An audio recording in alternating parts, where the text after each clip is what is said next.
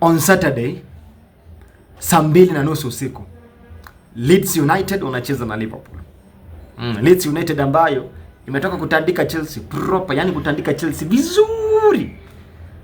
Wanaenda kutana na Liverpool ambayo pia ukiangalia inasuasua. Liverpool, unajua nyinyi saa hii kila game lazima mkae rada mbaya sana because timu yoyote inaweza wapiga. Hata mimi nikiunda kikosi yangu hapa mtaani nilete, tukijipanga vizuri tunaweza piga Liverpool. So Liverpool hii game dhidi ya Leeds mjipanga because Leeds kuna vijana fulani hapo ama boys wanakimbia, wachoki, wana press, wanajituma mbaya sana. Vile Liverpool mmeregarega kwa namna fulani. This particular game mjipanga, Leeds wako nyumbani. Hapo usishangae sana tena Liverpool wakitoa ndani. Wameponea juzi dhidi ya Sunderland. Wameshika Sunderland ka draw. Na hiyo draw uliona vile kocha alifurahia, kocha Arne Slot. Huwezi jua labda aliambiwa nini, labda kama utashinda hii game tutafutwa kazi. Huwezi jua nile saa huwezi jua. But walisherehekea dhidi ya Sunderland. By the way, hata mimi niwaambia congratulations. Juu sikutarajia kama wanaweza piga timu ya Sunderland. Sasa mko na Leeds United.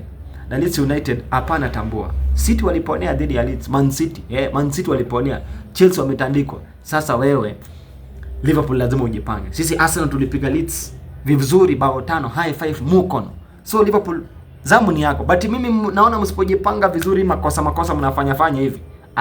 Liverpool mnatandikwa hii game. Mnatoa ndani asikuda. Liverpool, Leeds United. Au jana ni wabaya na ni asikudanganya mtu.